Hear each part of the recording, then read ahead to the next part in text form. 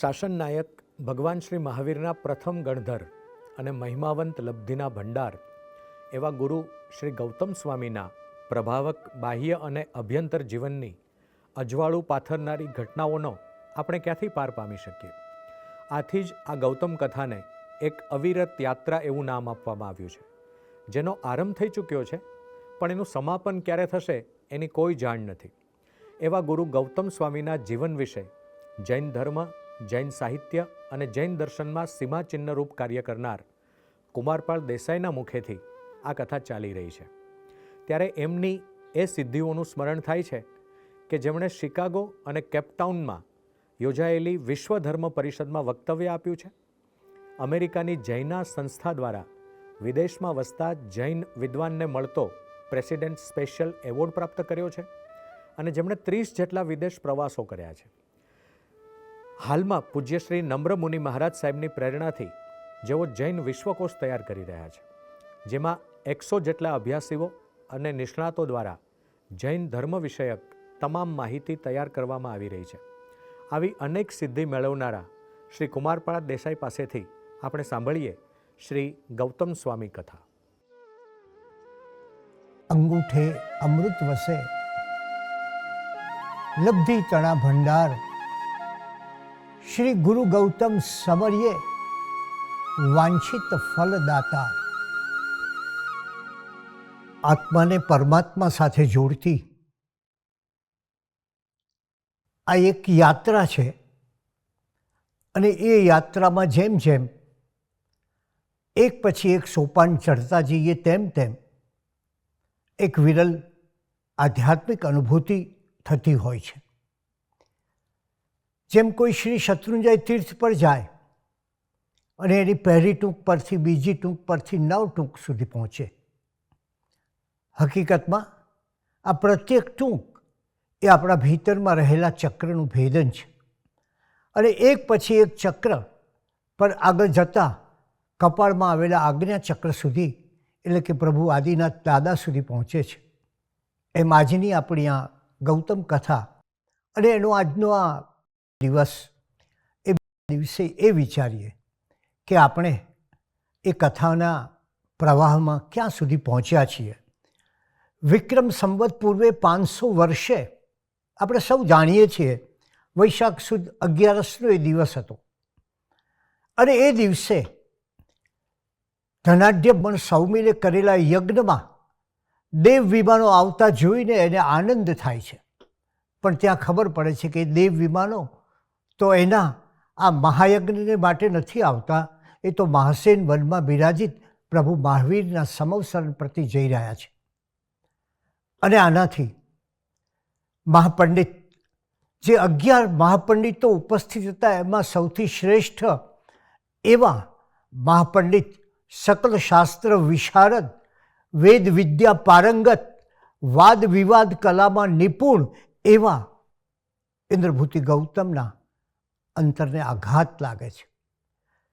અને એમાં પણ જ્યારે જાણે છે કે એ મહાવીર સર્વજ્ઞ કહેવાય છે, ત્યારે ઇન્દ્રભૂતિ ગૌતમ વિચારે છે કે એક ગુફામાં કદી 2 સિંહ રહી શકે ખરા? એક મ્યાનમાં કદી 2 તલવાર રહી શકે ખરી? ન રહી શકે. એમ આ પૃથ્વી પર સર્વજ્ઞ તો હું એક જ, બીજો કોઈ ન હોય. અને આમ વિચારીને સમગ્ર ભારત વર્ષમાં વાદકલા નિપુણ તરીકે પ્રસિદ્ધ એવા ઇન્દ્રભૂતિ ગૌતમ એ મહાસેન વન પ્રતિ પોતાના 500 શિષ્યો સાથે પ્રભુ મહાવીરને વાદ વિવાદમાં પરાજિત કરવા માટે જાય છે. એમના પગનો વેગ ઘણો હતો અને કદાચ એનાથી વધારે વેગથી ચાલતા હતા એ એમના મનના વિચારો. બસ મનમાં વિચારે કે હમણાં મહાવીર પાસે જવું અને એમને પરાજિત કરું અને સાબિત કરું કે એ સર્વજ્ઞ નથી. એનું કારણ એ હતું કે વર્ષોથી માનેલી આ માન્યતા પર પ્રભુ મહાવીરે કુઠારાઘાત કર્યો હતો. અને આ કુહાડીનો ઘા એવો હતો કે જે વૃક્ષને માત્ર એના થડથી નહીં પણ આખા મૂળથી ઉખેડી નાખ્યો હતો.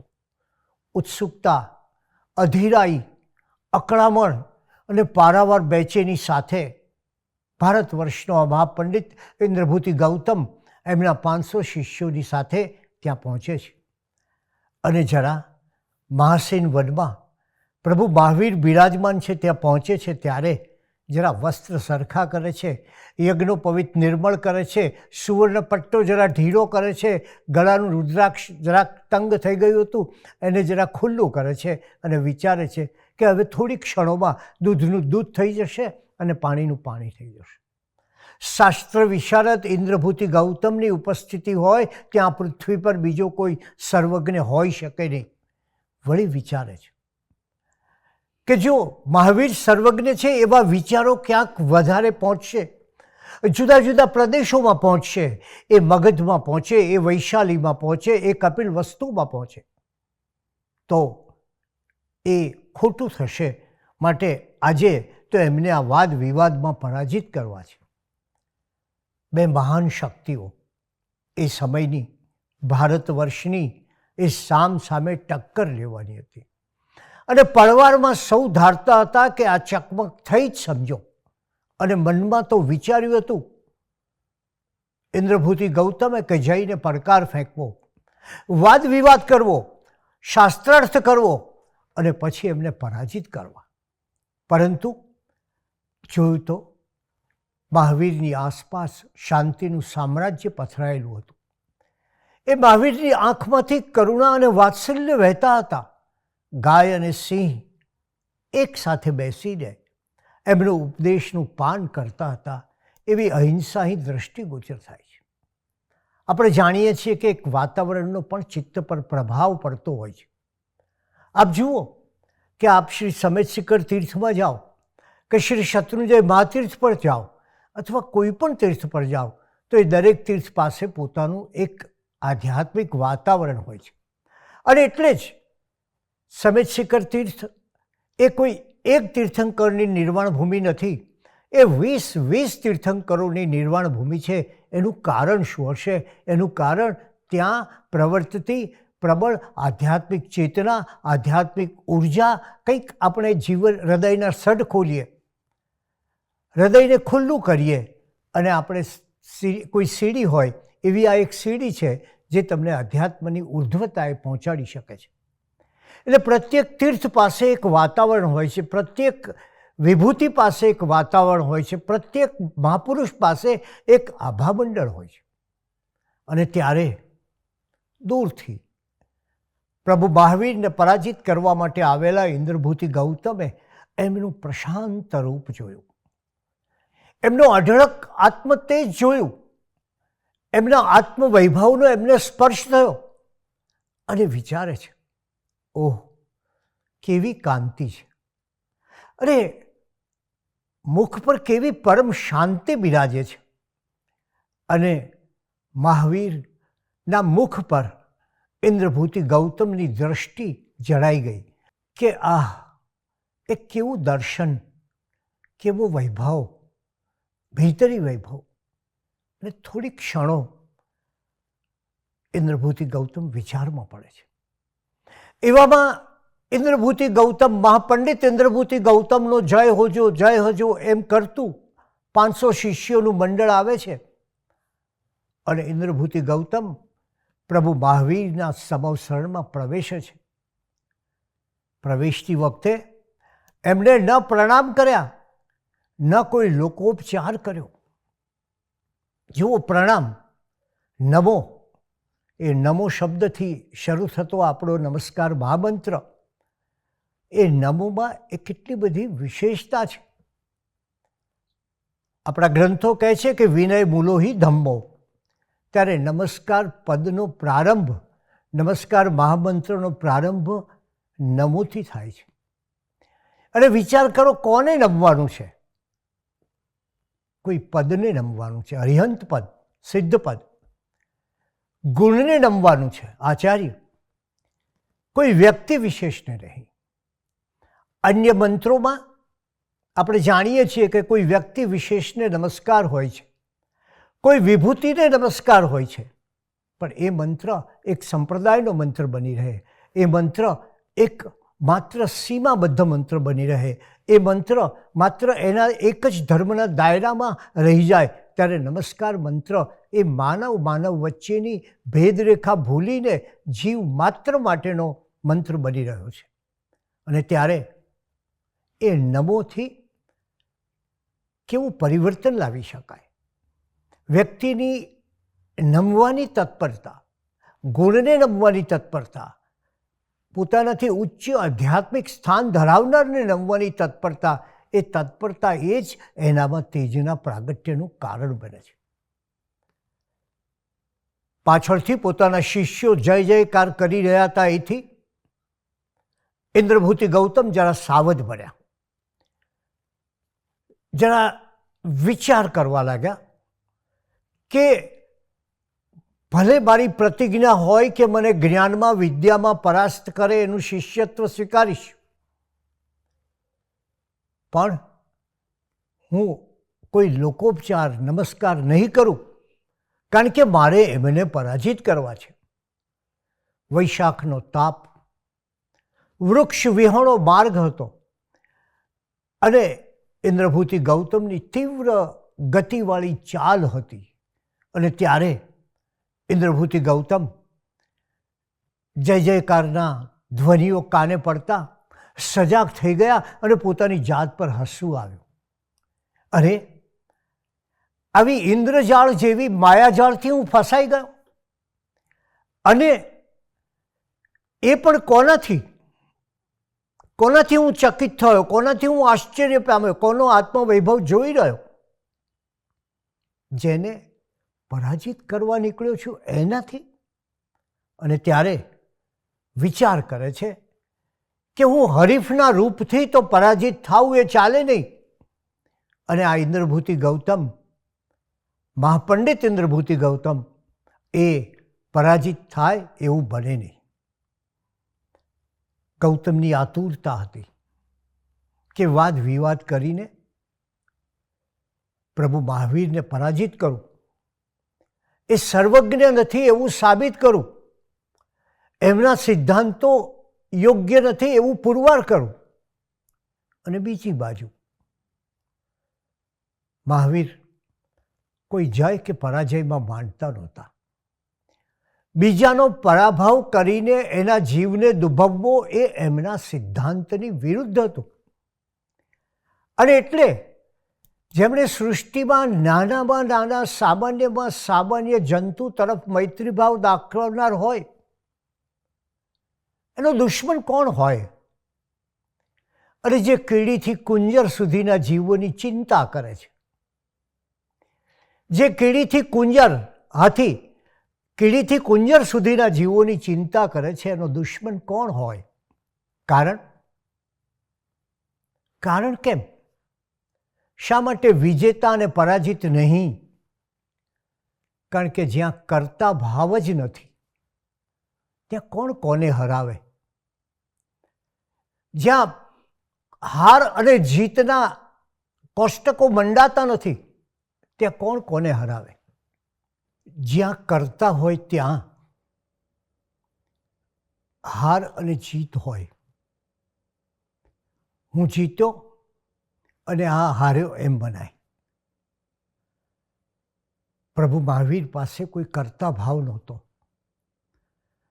અને માટે કોણ કોને હરાવે, કોણ કોના પર વિજય મેળવે ને કોણ પરાજિત થાય?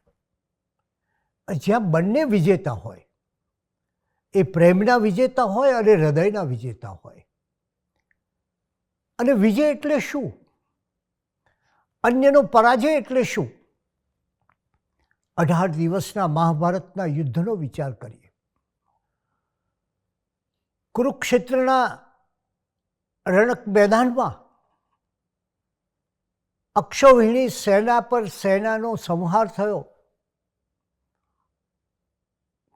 કૌરવોનો સંહાર થયો. 100 કૌરવો નાશ પામ્યા.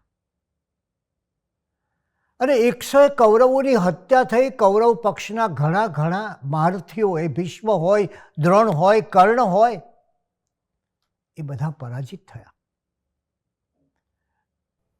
રણભૂમિ પર ભીષ્મ શરશૈયા પર અને બાકીના બધા રણભૂમિ પર મૃત્યુ પામ્યા.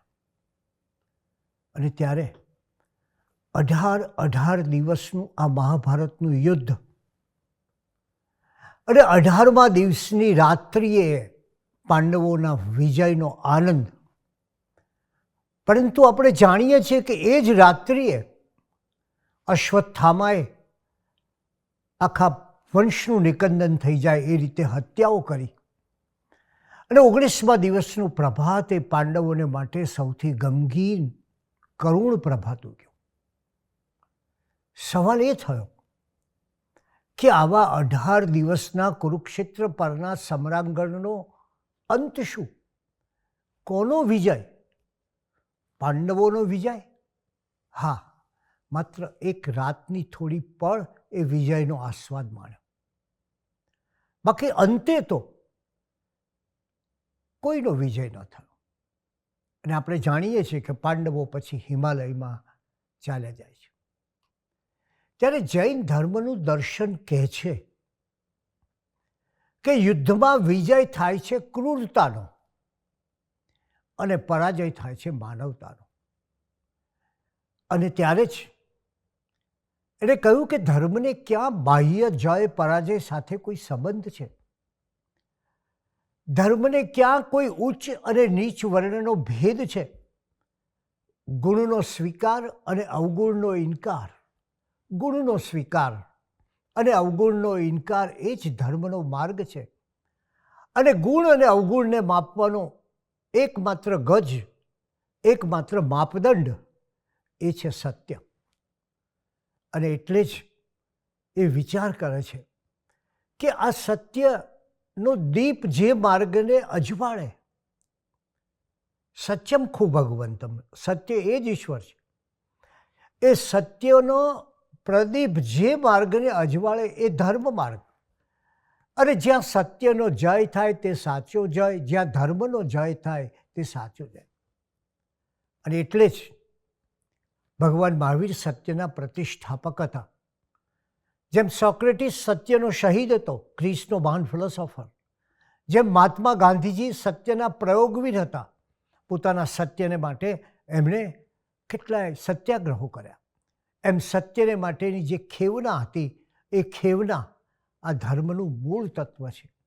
એ સત્યની જાળવણી એ મૂળ તત્વ છે.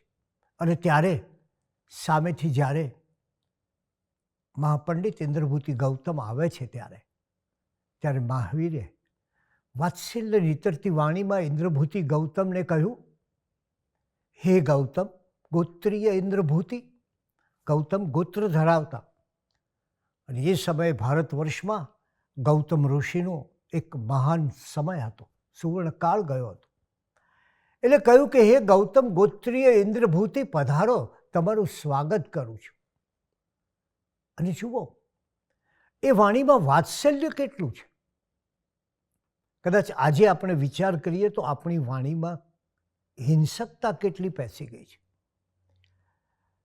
અને એટલે જ એને પરિણામે આપણે એ વિચારતા નથી કે સામી વ્યક્તિને કડવા બોલ કહેતા આપણું હૈયું સહેજે થડકારો અનુભવતું નથી. આપણી વાણીમાંથી પ્રેમ, સ્નેહ કેવી વિદાય લીધી છે. અને માત્ર ભૌતિકતા, માત્ર સ્વાર્થપરાયણતા એ જ આપણી વાણીમાં જોવા મળે છે. અને ત્યારે એ વિચાર કરીએ કે મહાવીરનો જે ધર્મ છે એ સ્નેહનો ધર્મ છે, અનેકાંતનો ધર્મ છે. જોકે આજે આપણે એ વિચાર કરવો જોઈએ કે અનેકાંતની ભાવનાને અપનાવનારા આ સમાજે તિથિના કેટલા ઝઘડા કર્યા, તીર્થોના કેટલા વિવાદો થયા, એ બધી ઘટના દુઃખદ છે.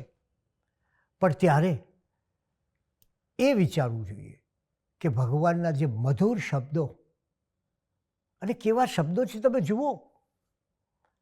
ગૌતમ નામથી બોલાવે છે. તમે કોઈ વ્યક્તિને એના નામથી બોલાવો એટલે સ્વાભાવિક એનું વહાલ ઊભું થાય છે. પણ એથી વિશેષ એમને કહ્યું કે ગૌતમ ગોત્રીય ઇન્દ્રભૂતિ. ગૌતમ ગોત્ર ધરાવતા. એનું ગોત્ર કયું? એ જ્ઞાનીઓનું ગોત્ર હતું, એ ઋષિઓનું ગોત્ર હતું. અને એનો એક આનંદ હતો, એક આહ્લાદ હતો. એટલે ગોત્રના સ્મરણ સાથે કહે છે. મહાવીરના વાક્યોમાં ન તો સહેજે કઠોરતા હતી કે ન તો પ્રતિસ્પર્ધાનો કોઈ ભાવ હતો, કોઈ મારો કોમ્પિટિટર છે એવો ભાવ હતો. માત્ર વાત્સલ્યનું અનુપમ પાન કરાવતી સરળતા, મધુરતા અને રુજુતાથી ઉભરાતી વાણી હતી.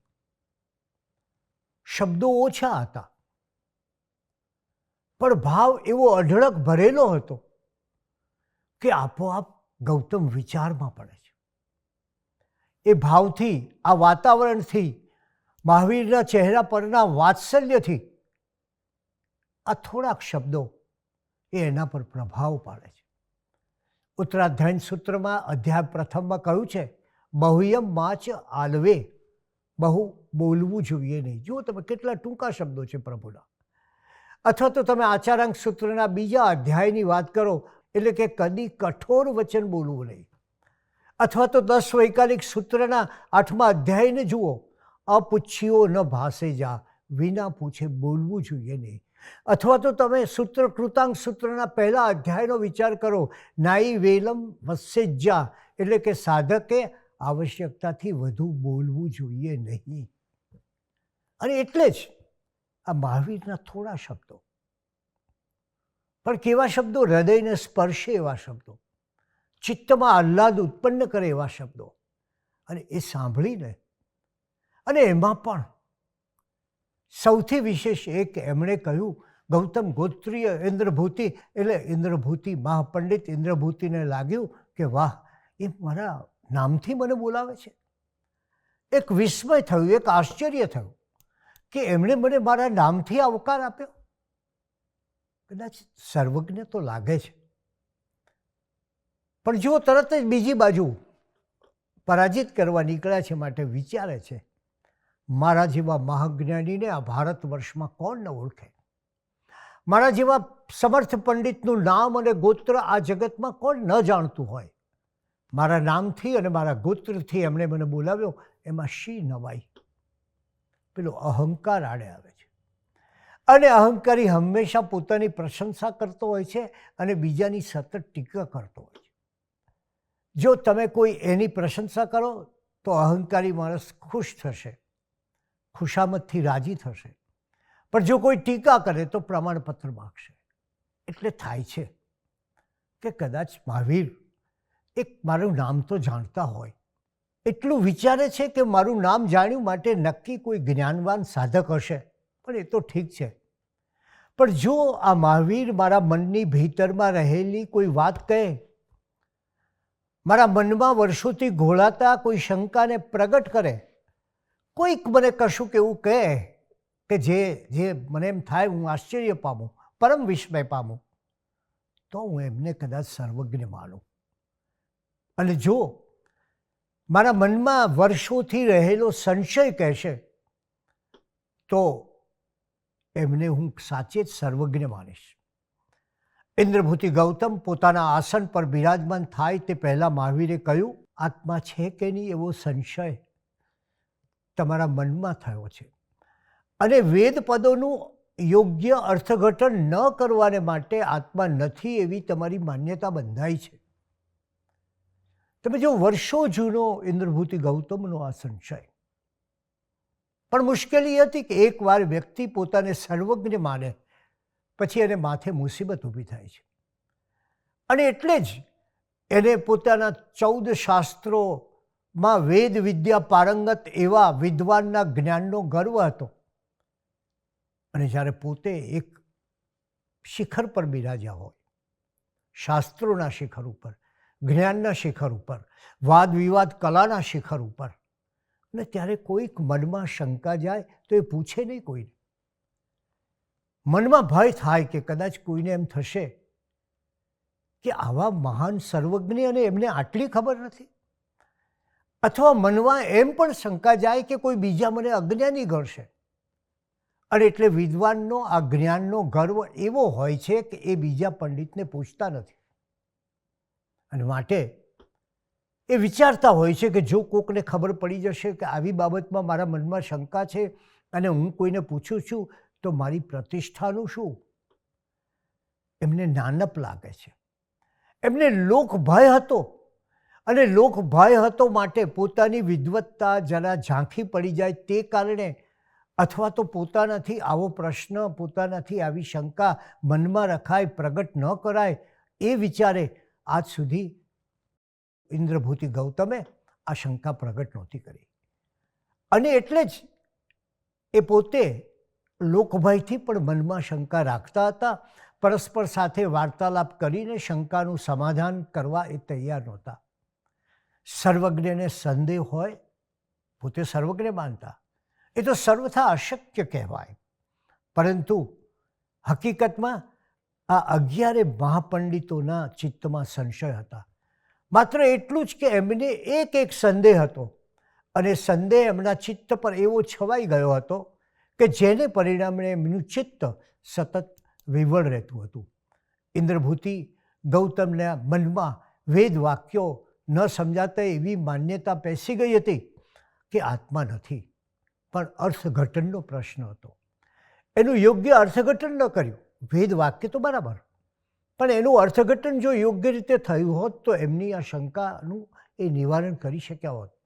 પરંતુ એ અર્થઘટન ન કરવાને કારણે, અને ઘણીવાર આપણે જાણીએ છીએ કે ધર્મગ્રંથોમાં કે સૂત્રોમાં અર્થઘટન ન કરવાને કારણે ઘણા અહિત થાય છે, ઘણું ખોટું થતું હોય છે.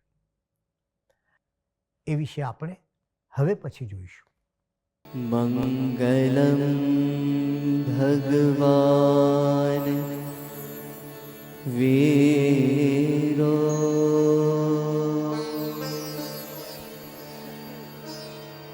મંગલમ ગૌતમ પ્રભો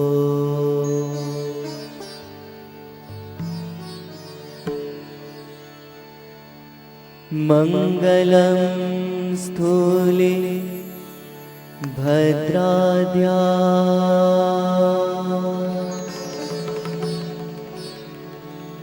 જૈન ધર્મોસ્તુ મંગલમ